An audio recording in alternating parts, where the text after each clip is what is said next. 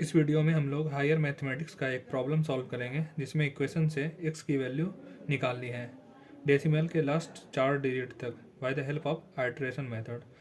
सबसे पहले step first में हम लोग x जो हमारी इक्वेशन है X cube plus x square minus one is equal to zero को एफ एक्स फंक्शन मान लेंगे, ठीक है।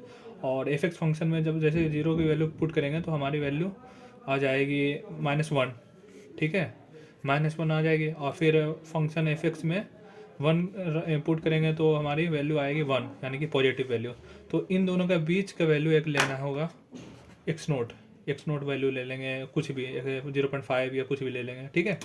और जैसा कि पता है हमें कि x cube plus x square minus one is equal to zero है, तो इसलिए x cube plus x square is equal to 1 होगा। और एक्स स्क्वायर को कॉमन ले गए तो हमारा ये वाला फॉर्म आ जाएगा x square into x plus one is equal to 1। तो इसमें क्या करेंगे, एक्स प्लस वन को जो है ना ये वाले को यहाँ पे डिवाइड कर देंगे, तो हमारा कुछ इस तरह से आ जाएगा 1 अपॉन एक्स प्लस वन। और एक्स स्क्वायर का वैल्यू इधर अंडर रूट ले लेंगे तो क्या हो जाएगा 1 upon x square plus one upon under root x plus one, ठीक है। ये वाला फॉर्म आ जाएगा। अब यहाँ पे जो है x1 x2 x3 सबसे पहले xn+1 के लिए हम लोग एक जनरल इक्वेशन फॉर्म कर लेंगे। xn+1 हो जाएगा हमारा 1 upon under root 1 plus xn, ठीक है। और n क्या है हमारा, n एक क्रमबद्ध तरीके से एक संख्या है 0 1 2 3 वो अप टू n तक, ठीक है। तो x1 का वैल्यू हो जाएगा जब हमारी n इज इक्वल टू 0 हो गई तो x1 इज इक्वल टू क्या होगा, जब n इज इक्वल टू 0 होगा तो xn+1 is equal to 1 upon under root 1 plus xn है, ठीक है। जब n 0 हो जाएगा तो x0+1 इज इक्वल टू 1। सबसे पहले कैलकुलेटर में क्या करेंगे, एक्स नोट की वैल्यू फेड करेंगे। एक्स नोट की वैल्यू है हमारी 0.5 एग्जीक्यूट करा लेंगे और इसे ऑल क्लियर कर लेंगे, ठीक है। अब इसमें ना इक्वेशन जो है, इक्वेशन का राइट हैंड साइड वाला वो पार्ट हम लोग को देखना है।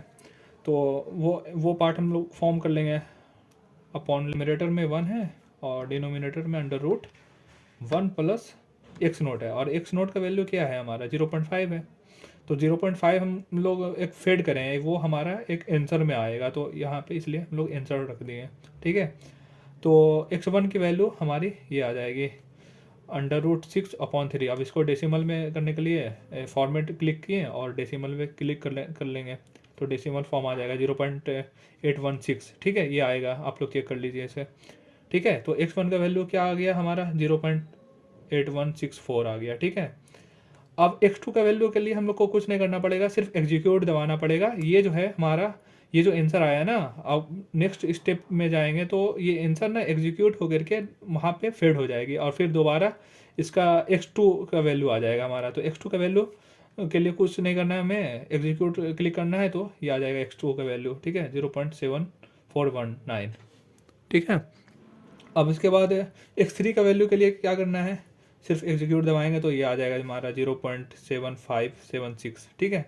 फिर x3 के लिए वैल्यू, x3 का वैल्यू के लिए फिर एग्जीक्यूट क्लिक करेंगे तो फिर आ जाएगा 0.75। नॉन रिपीटेटिव टर्म हमारा 2 डिजिट तक आ रहा है, लेकिन इसके बाद 3rd डिजिट में चेंज हो रहा है, तो यानी कि हम लोग को आगे बढ़ते जाना है। x4 के लिए हमें फिर एग्जीक्यूट दबाना है, तो x4 के लिए एग्जीक्यूट दबाएंगे तो हमारा 0.755 आ गया, ठीक है। फिर नॉन रिपीटेटिव टर्म 4 डिजिट तक लाना है, तो एक और देखते हैं क्या है x5 में क्या आता है इसका वैल्यू।